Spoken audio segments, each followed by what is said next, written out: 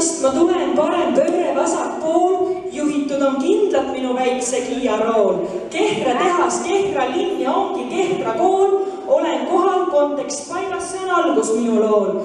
Kuid enne seda ilu vajutati nuppu send, sest noored kooli valis välja meid 8. lend ja õpetas, kuis jaksas, haridus polnud foon, vaid teema number 1, eesmärgid, visioon. Mõtle välja, pane kirja, kanna südames, ülesanne lihtne, sest see on kõik minu sees. Mõistlik ja mõistev on omadused need, mida kannavad minu õpilased.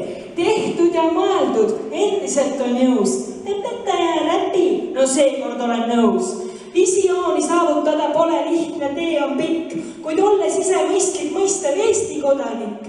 Ma näitan eeskuju ja äkki jääb neil külge ära loobi sõnu, mis sest, et jagub sülge. Aga ta on ju loll ja nõme, aga ma ei ütle seda välja. Olen mõistlik, pole rumal, vahel teen ehk nalja. Too ära, mind ei huvita. Ka nii ma ei ütle. Viisakas ma olen, kõik ei ütle, mida mõtlen. Õpetan ma seda, olgu trõkk, rõkk või lõpp. Õpetan ma seda, kui vajab ruski ja sõkk. Õpetan ma seda ühiskonnas ajaloos. Õpetan ma seda, sa pole üksi, me oleme koos. Õpetan ma seda, et palun ära karda. Õpetan ma seda, et ma ei viska sind üle parda. Õpetan ma seda, no matter what. Õpetan ma seda, okei, nüüd on cut. 4 aastat arengut, mis on muutunud siis?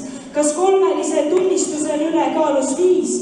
Kas lapsed on mõistlikud ja mõistvad samal ajal? Kas Tiimad, Roomad, Mašad on ikka rajal?